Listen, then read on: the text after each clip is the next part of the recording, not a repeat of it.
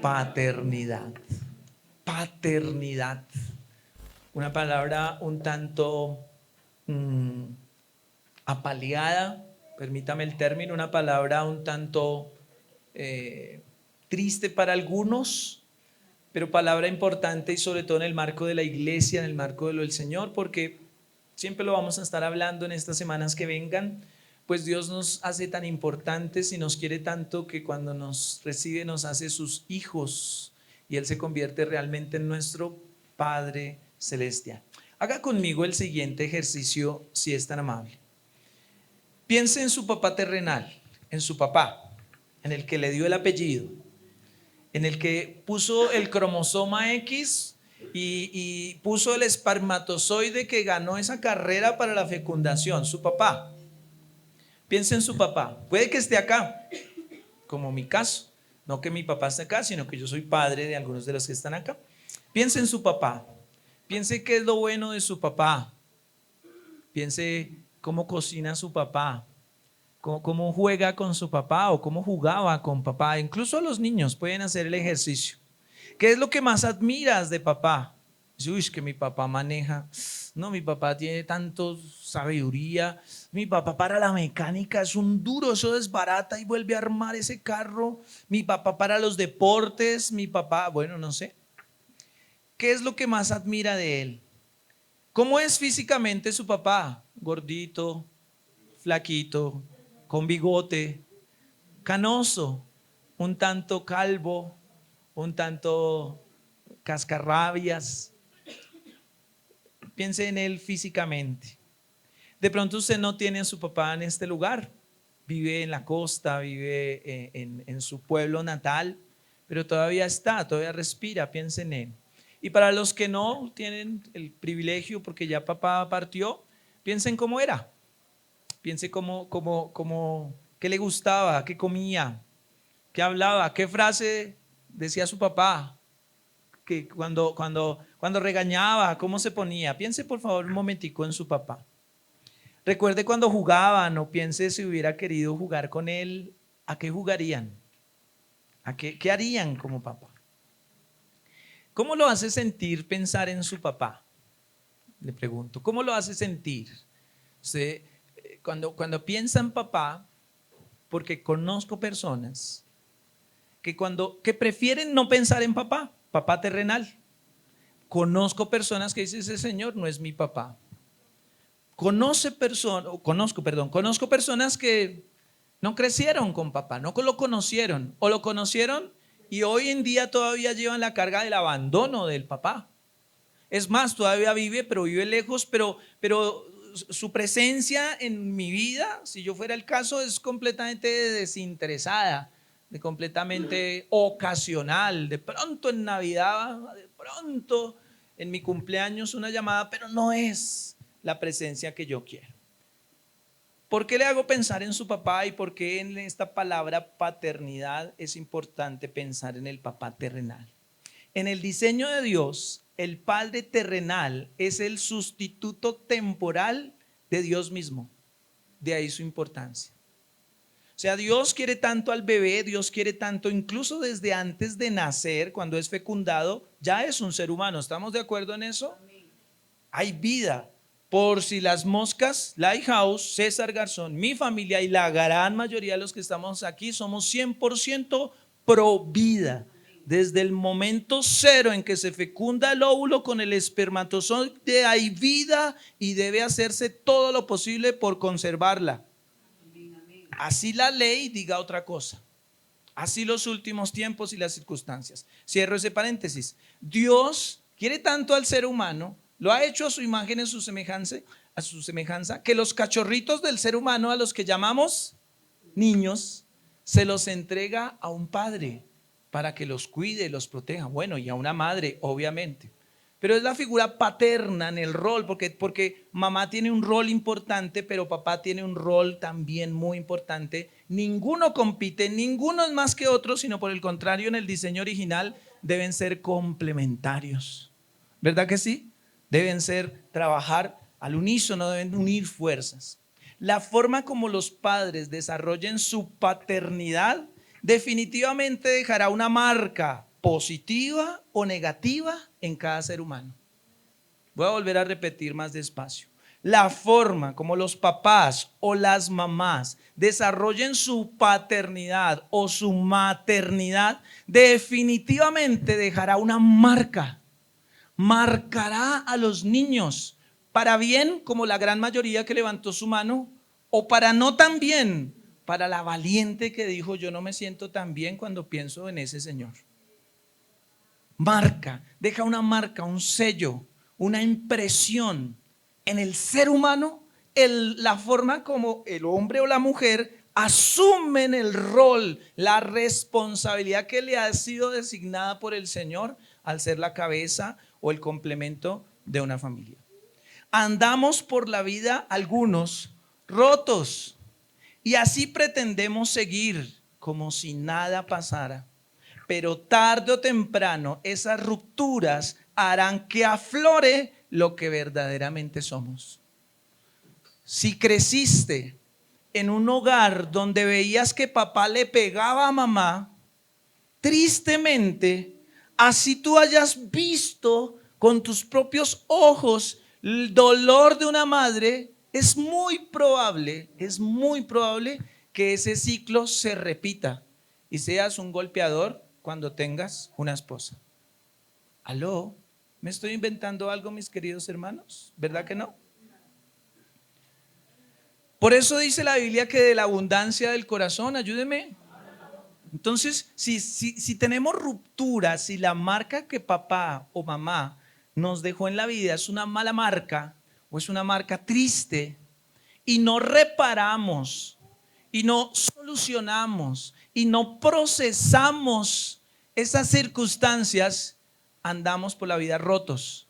Y cuando incluso nosotros mismos vamos a ser padres, no sabemos porque no aprendimos con una figura correcta cómo ejercer el rol de padres o de madres con la persona que estamos viendo crecer. Por eso, mis queridos hermanos, es tan importante la palabra paternidad. Claro, puedes conocer la Biblia. Claro, puedes venir a la iglesia. Claro, puedes llevar meses, incluso años. Pero también claro es que puedes estar roto aún después de llevar años en el evangelio. Hay personas, lo decía hace unos minutos cuando empezamos, que prefieren no hablar de papá, que prefieren no pensar en papá o en mamá porque hay algo por dentro no solucionado, que más bien le echo tierrita porque si no me deprimo, me pongo triste. Nuevamente, para avanzar, le estoy preguntando a personas de carne y hueso que han sufrido o conocen personas que han sufrido cosas similares. Respóndame sí o no. Muy bien. Entonces sí estamos en el lugar adecuado y este tema sí es importante. Este tema sí es relevante. Mire, hablemos de algunas cifras, tristes cifras.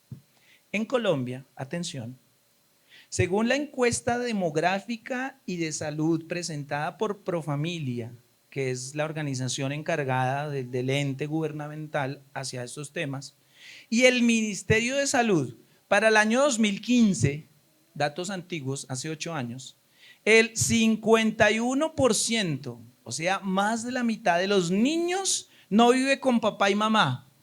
Es decir, no viven en una casa con un papito y mamita. Estoy siendo claro, más de la mitad, hace 8 años. Hace 8 años. Hay una fundación cristiana llamada Maranata que dice que actualizó las cifras y esa orden al sol de hoy está por el 80%. Pero le traje los datos del gobierno, no de la fundación cristiana. No, es que son pastores hablando. Es el gobierno a través del Ministerio de Salud. En el 2015 le preguntó a muchas familias, de las cuales el 51% se establece son niños que crecen sin papá y mamá. O sea, no, el modelo de familia papá, mamá, hijo no está en ellos. 51% en Colombia. De ese 51%, atención, el 36% de ese 51% vive solo con la mamá. Con mucho cariño, por favor, levante la mano aquí las mamás cabeza de hogar. Mamás solitas que levantaron, muy bien, mamás cabezas de hogar. Ustedes hacen parte de ese 36%. Es decir, que esos niños viven solo con mamá. 7% de esos niños viven con abuelos o tíos. 5% con ningún familiar, es decir, bajo la tutoría del Estado. Y solo el 3% viven con papá soltero. Es decir, que para esa estadística solo el 3%, miren que la proporción es muy grande y solo el 3% de estos niños han sido criados por padres valientes. No quiere decir que los demás sean cobardes, pero hablemos de estos valientes que así como una mamá soltera decidieron echarse al hombro la paternidad y como sea, disculpen la expresión, a trancas y a mochas levantaron a sus hijos. No es muy probable ver padres solteros. O hay muchos padres, pero que asuman la paternidad, que vivan con sus hijos, que madruguen a ir a enviarlos al colegio, que se trasladen horas a su trabajo, que vuelvan en la noche casi somnolientos como zombies a recoger, que cocinen y que todo eso casi no se ve. Luego las estadísticas son reales. Según la directora del Instituto Colombiano de Bienestar Familiar del año 2015, el número de niños declarados en adoptabilidad 10.680 niños, 10.680 niños estaban para ser adoptados, básicamente porque fueron abandonados. 10.680 niños, de los cuales el 59%, es decir, 6.355 son mayores de 18 años. El porcentaje de adoptabilidad de un niño grande es muy bajo. Es muy poco probable que adopten a uno de 15, 16 o 17. Y son muchísimos. El 59% de los niños que están para adoptar son mayores de 18 años o están en esa franja. 28% están entre los 13 y 17 años. Están en plena adolescencia y es cuando más necesitan la figura de un papá o de una mamá que le pregunte para dónde va, a qué hora llega, quién es ese muchacho, usted por qué se está quedando en cualquier casa, aló, usted por qué tiene plata si usted no trabaja, quién le dio eso. Esa ropa no es suya. ¿Aló? Que algunos niños dirán, uy, no, pero ¿por qué es tan intenso? Estos niños desearían tener un papá intenso, una mamá intensa que les pregunte dónde están. El 28% entre 13 y 17 años y el 13% entre 0 y 12 años. O sea, son bebecitos, 0 y 12 años. O sea, necesitan todo. Conclusión. Bueno, otro dato. El diario El País de Cali publica que Colombia es el país con mayor porcentaje de niños que crecen sin padres, además de Sudáfrica. O sea, tristemente Colombia es primero y comparte plaza con Sudáfrica en ser el país donde más niños crecen sin papá o mamá. Tristemente. Entonces, nuevamente, ¿por qué todo esto? Porque todo esto, porque es muy importante, no solo el tema paternidad, no solo el tema maternidad, sino el tema familia. Y no me quiero extender en hablar de las leyes que hoy en día se están cocinando o de las leyes que ya están aprobadas que atentan. Por ejemplo, un bebé de 6 meses ya piensa, un bebé ya tiene procesamiento neuronal en la barriga, ya siente, ¿o no, Andreita? ¿No sentías, Antonella? Ay, tengo agrieras, eso es que le están haciendo el pelo, dicen las mamás. Se siente, se siente. Y nuestra ley, tristemente, para nuestro pesar, dice que hasta los 6 meses un niño puede ser, perdónenme la expresión, la crudeza, lo feo, pero es así, descuartizado por el Estado. A los 6 meses un bebecito. Hay bebés que han nacido de 6 meses prematuros completamente, no maleja, que tienen que incubarlos para ayudarle a desarrollar pulmones, uñas, todo lo que falta, pero hay bebés, no muchos, pero hay bebés de 6 meses que han sobrevivido y que hoy en día son adultos, por hablar de un ejemplo en nuestras leyes. Ahora, ¿cómo son los padres del 49% que sí crecimos con papá y mamá? ¿Se entiende la nota, no? Entonces, 51% no crecieron con papá y mamá. Luego hay un 49%, yo entre ellos, y los honro, mis papás todavía viven, crecí con papá y mamá. Todavía viven y todavía duermen en la misma cama. todavía son siervos del Señor, trabajan, tienen un grupo de oración donde manejan más o menos 50 niños, una señora de 79 años y un señor de 77 años son los pastores, no hay otra forma, de 50 niños. Y usted que tiene 16 y 17 le da pereza llegar a las 9 de la mañana a la iglesia, a la escuela bíblica. Lo tenía que decir y lo dije. ¿Cómo son los papás? ¿Cómo son los papás? Entonces, hay una mitad de la población que no creció con papá y mamá. ¿Cómo son los papás? También estadísticamente, ¿cómo son los papás que sí criaron hijos? Y tristemente, mire lo que dice. Dentro de los hogares que tienen papá y mamá, obviamente, también se presentan diferentes tipos de padres que marcan a sus hijos desde pequeños. Ya lo hablamos. Entonces, una cosa es dejarlo, abandonarlo y no volver ni siquiera a darle el apellido. Y otra cosa, primer tipo de papás o mamás, es el padre ausente. Es aquel padre que nunca está en casa, o sea que no comparte tiempo con la familia. Claro, está, le da el apellido, duerme en esa cama, pero nunca lo vemos porque siempre está ocupado. Claro, crié a mi familia, soy del 49% de los responsables, pero tengo una foto en la sala donde veo a mi papá porque en el día no lo veo, nunca juega conmigo. Otro tipo de papás, y las mamás también, de paternidad entendida como género, es en general, no tenga conflicto conmigo en eso. Otro es el padre súper exigente.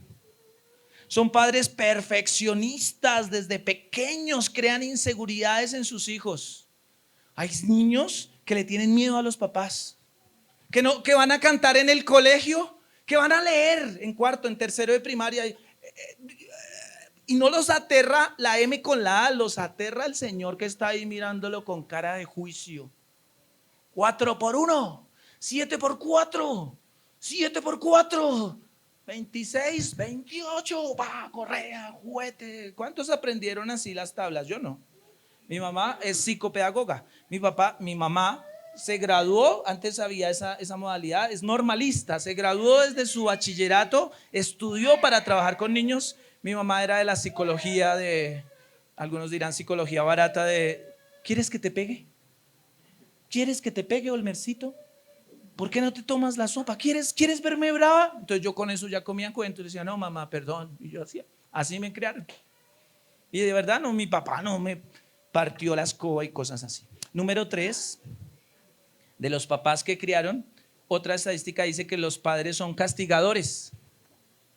Es decir, los que con golpes y castigos dejan cicatrices no solo en el cuerpo. ¿Se acuerdan a los que les daban con el cable de la plancha? De verdad, sí, muchos de nuestros papás o abuelos, con lo primero que encontraban se lo tiraban y... No me estoy exagerando, así son algunos, sobre todo en el campo. Les daban con lo que encontraban. Entonces son padres castigadores que no solamente dejan cicatrices en el cuerpo, sino sobre todo en el alma. Y sus hijos crecen callados y con resentimiento hacia los hombres. Por eso hay tanto homosexualismo hoy en día, porque la figura paternal fue rota, te abusó, hizo que se vulnerara el capullo de tu tranquilidad, de tu castidad. Entonces, ¿quién va a querer volver a unirse a una persona así? Otros son padres muy ocupados, se parecen a los ausentes. Los hijos interpretan la ocupación de sus padres como desinterés y desamor. Mire, un niño pequeño, cualquiera que sea, no dice, por ejemplo, Luisito, lo pongo de ejemplo, él no dirá, uy, mi papá tiene que pagar 400 de arriendo, 300 de servicio, 200 de alimentación, comprarme los tenis que valen 100,000, pagar el colegio. No, ¿qué piensan en eso? Lo que piensan es, a mi papá no le importo, por eso no juega conmigo. Es más importante el celular que yo. Ese es el mensaje que en su cabecita potente, pero cabecita necesitada al fin, le entra al niño cuando lo cambiamos o lo subastamos por 2 o 3 horas de celular. Se entiende la referencia a nuestro Día de la Familia, ¿verdad? Y finalmente, están los padres incumplidos. Padres inmaduros que prometen pero no cumplen. Muchos de sus hijos crecen con el sabor de la decepción y el desengaño y por eso no creen en nadie y son el foco preferido para la corrupción. Es decir, le prometo que le voy a comprar, le prometo que voy a estar, le prometo que voy a ir, le prometo que voy a pagar y no cumplo. El niño crece defraudado. Por eso cuando le ofrecen una salida alternativa generalmente corrupta, es el primero que hace eso. Porque no cree en la institucionalidad de la familia, porque no cree en el buen ejemplo. Querida iglesia, le pregunto, ¿pasa eso por allá en Disney y en las películas lejanas? ¿Cierto? Eso no pasa en Colombia. No, todo lo contrario. Pasa en los Garzón, pasa en los Martínez, en los Suárez, en los Mejillas, en los Mendieta, en los Zabarrieta, en los Gómez, en los que usted quiera. Conclusión de esta parte. Muchos de estos jóvenes terminan en problemas de drogadicción, alcoholismo, homosexualismo, para llenar los vacíos que nunca se llenaron de niños. Y yo llegaba a la conclusión tremenda esta mañana de que por eso es que estamos como estamos. Los niveles de inseguridad por las nubes, los niveles de... Se cree también, hay otra estadística, que hoy en día de cada 2 parejas que se casan, 1 de cada 2 parejas de los que se casan terminan en divorcio. Tristemente, terminan en divorcio. Cuando hay situaciones sin resolver en nuestro interior, vemos todas las circunstancias desde el lente equivocado. Las heridas sin sanar distorsionan la forma en que nos vemos a nosotros mismos, en que vemos a los demás y en que vemos a Dios. Voy a volverlo a decir. Cuando hay situaciones sin resolver, que a estas alturas usted ya puede tener la madurez de decir, sí, ahora entiendo por qué soy así, ahora entiendo por qué soy irritable, ahora entiendo por qué, muchas cosas. Cuando hay situaciones sin resolver en nuestro interior, vemos todas las circunstancias desde el lente equivocado. Entonces, si el jefe dice es a las 8, ay, está bravo. Y entonces asocio la figura de autoridad a cómo me trataba mi papá e involuntariamente reacciono, siendo un viejo con barba, con barriga, siendo un viejo, reacciono infantilmente acudiendo a cómo me criaron, a la forma errada como fui criado. Y entonces, ay, mañana no voy a trabajar. ¿Conoce personas así? Viejos, perdón la expresión, unos que se esconden porque les están pidiendo cuentas. Entonces dejan el trabajo tirado. Carlitos, son las 8, entras a las 7:30. ¿Qué pasó? No, es que y empieza una cantidad de excusas que no se las cree ni él mismo. ¿Me sigue? Y uno de verdad, uno dice, o sea, puede ser muy buen trabajador, pero le falta mucha madurez. No sé si es lo suficientemente claro. Bien, gracias por asentar. Esas situaciones sin resolver hacen que veamos las cosas desde el lente equivocado y las heridas sin sanar distorsionan la forma en que nos vemos a nosotros mismos, en que vemos a los demás y sobre todo la forma en que vemos a Dios. No sé si se dé el espacio, ojalá sea así, pero Janet un día nos contaba, ella no creció con un papá, es decir, su papá no vivió todo el tiempo con ella, aunque estuvo presente, pero llegó un momento, no le va a quitar el testimonio de ella, llegó un momento donde Dios sí tuvo que restablecer su identidad como hija, porque como su padre terrenal no estuvo como ella quería, uno asocia que el padre espiritual va a demandar que se porte bien, que haga bien las cosas, que lea bien la Biblia, que haga el devocional para ser aceptado. ¿Estoy siendo claro? En otras palabras es, como mi papá terrenal me pedía, y así fui criado yo, César Garzón, no podía salir a la calle sin haber hecho por lo menos un oficio. Y no era tender la cama, era lavar los baños, limpiar el jardín, lavar las cortinas, un oficio que sudara. Entonces, usted ya sabe, mi mamá con su terapia, mi hijo, usted ya sabe, si quiere salir, haga un oficio. Y entonces me volvía yo allá con música de planchar. Y yo te amo, quiéreme, ámame, bésame, olvídame. Y cuando dejaba esa casa reluciente, mamá, nos vemos. Y mamá decía, sí, tranquilo. Entonces, ay, vea, las que colocan música de plancha ya se están identificando. Sí, se identifican. La maldita primavera. Bien, bien, bien. Vuelvan.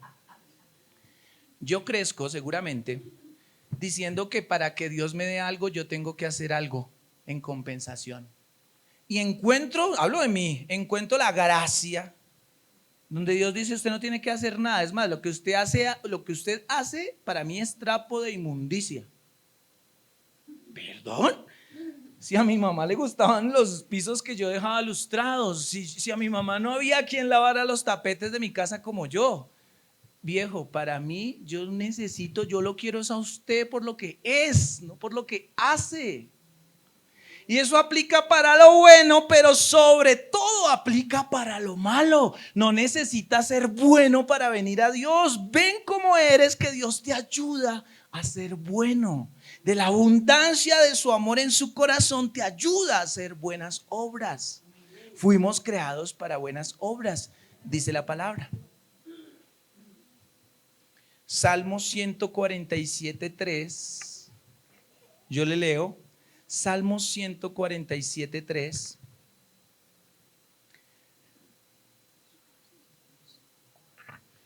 Dice lo siguiente: Él sana a los quebrantados de corazón y venda sus heridas. Él, ¿quién? Dios, sana a los quebrantados de corazón. Miren, hay una teología, perdónenme la expresión, barata, donde las cosas viejas pasaron, todas son hechas nuevas. Si usted fue criado por un agresor, por un padre ausente, por un padre injusto, no sé, todo es nuevo en Cristo, ahora es nueva criatura. Pero me duele, pero ¿qué hago con este trancón de emociones que tengo? Y se empieza a discipular y a construir sobre un fundamento errado. Por eso vemos pastores, aún pastores que dañan a la iglesia, que dañan a las personas. Por eso vemos matrimonios cristianos que se acaban. Porque no se dieron a la tarea de construir sobre una base firme, no cambiaron los principios torcidos con los que fueron criados para poner el fundamento de Cristo Jesús, piedra angular de una vida estable, fructífera. Y por eso, mis queridos hermanos, necesitamos restaurar la paternidad. Restaurar la paternidad. Todo esto que es la antesala no solo de hoy, sino de esta serie, era para decirle, para confirmarle, para no solo hablar de cifras, sino hablar de mí y de usted, que cada uno de nosotros necesitamos restaurar la paternidad. Somos hechos a imagen de Dios y podemos conocer a Dios personalmente como nuestro mismísimo Padre Celestial. Como cristianos tenemos el maravilloso privilegio de llamarlo Padre. La posibilidad de tener una relación paternal con Dios fue una idea revolucionaria en el primer siglo. No se distraiga. El hecho de poder llamar Padre a Dios cuando Jesús estaba aquí en la tierra, eso era herejía. A él lo apedreaban, lo golpeaban porque él decía que su Padre Dios. En el siglo I eso no se podía, eso era algo impensable. Por eso en el Antiguo Testamento Dios como Padre se refería a él como quien responde por un pueblo. Es decir, para las personas del Antiguo Testamento llamar Padre a Dios era: Dios es el responsable de los israelitas, Dios es el responsable de los judíos, Él no nos va a dejar, por eso Él va a abrir el mar, por eso Él va a proveer, por eso Él va a sanar, por eso Él va a sustentar, porque era el responsable, como decir el proveedor. ¿Estoy siendo claro?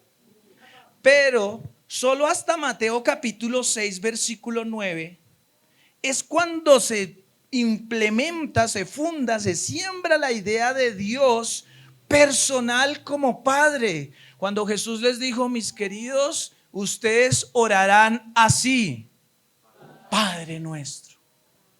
Entonces dijo, ya no es solo mi papá, porque lo es, sino ahora es nuestro Padre. Y sentó, cambió el fundamento. Les está diciendo, no importa si su papá fue abusador, no importa si su papá fue un violador, no importa si su papá era un borracho, no importa si su papá era lo que fuera. Ahora todos podemos llamar a Dios Padre. Complementando con otra cita, ayúdeme. Aunque padre y madre me abandonaran, con todo el bulto de problemas y trancones emocionales, te recogerá el Señor. ¿Cuántos dicen amén? Aunque no hayas tenido papá, niña, hermano, aunque tu papá haya sido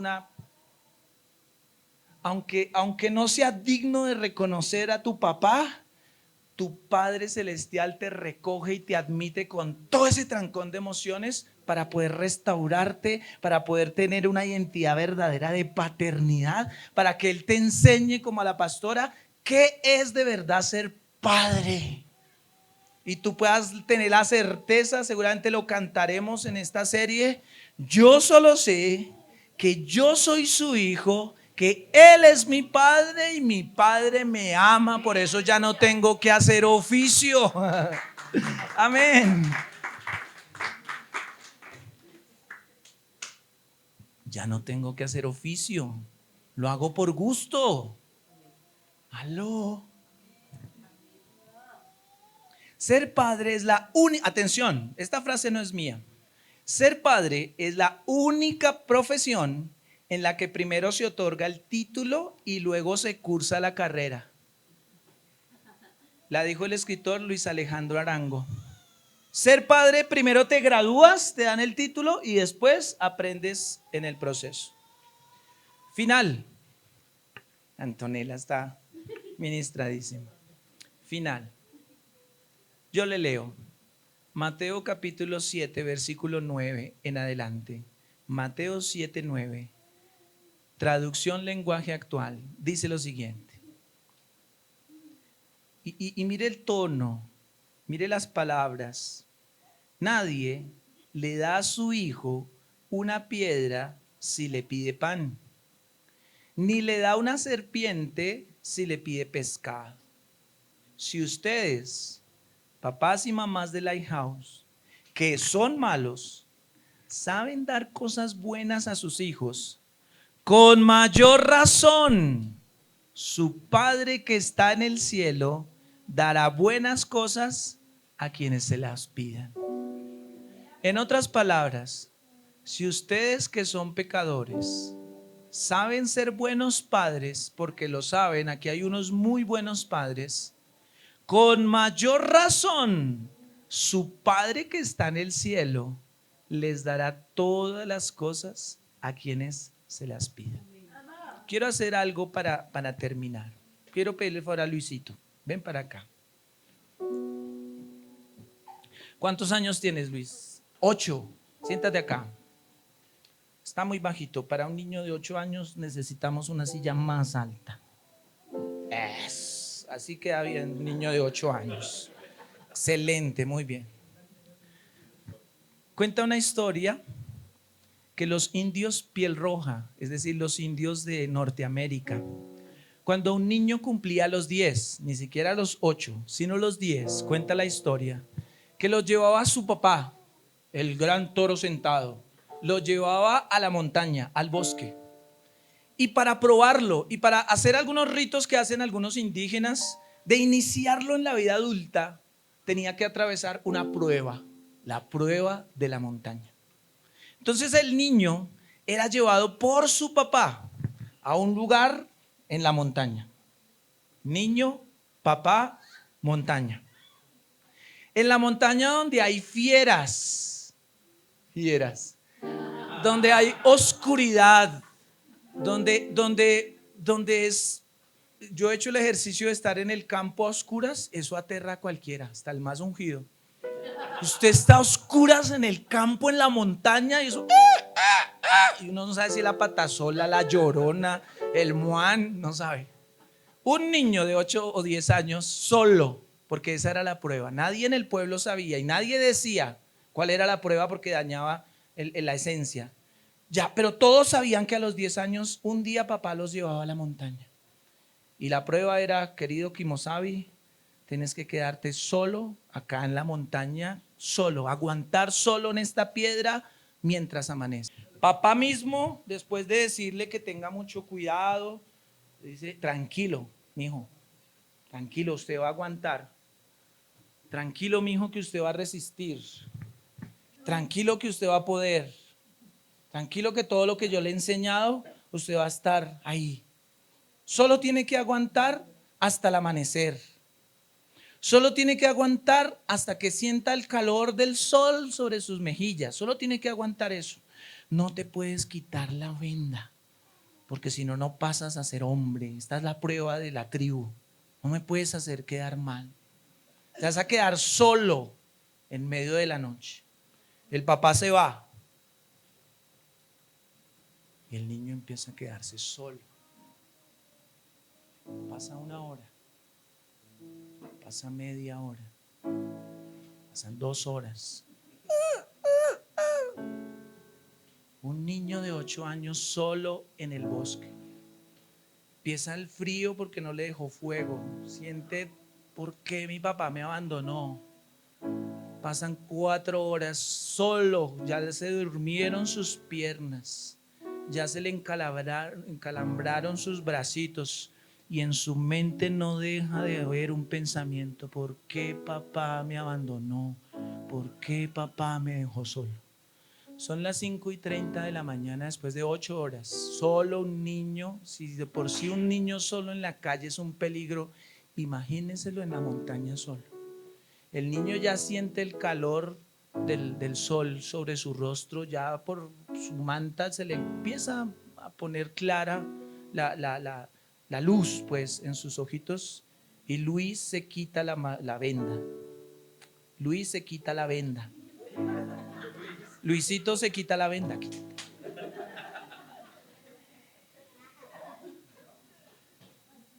Y Luisito se da cuenta que su papá nunca lo dejó solo en esas 8 horas que estuvo en la montaña.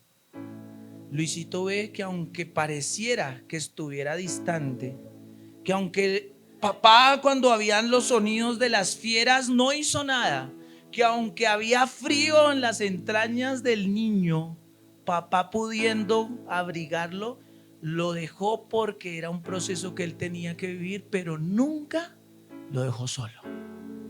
Nunca Luis quedó desprotegido a merced de las fieras. Mi querido hermano, lleves esta figura.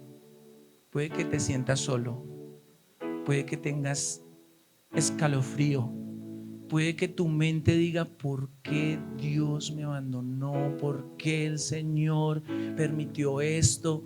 Puede que las fieras, llámese el cobrador, llámese la deuda, la crisis, la enfermedad, esté en su agonía más grande, pero nunca has estado solo.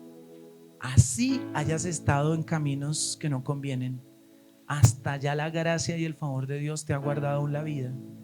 Puede que hayas amanecido borracho, perdón la expresión, borracho, haciendo lo que no corresponde, y tú eres consciente de que el Señor a sí mismo, aún en medio de todas esas circunstancias, siempre te ha guardado la vida, la integridad física tuya o de tu familia.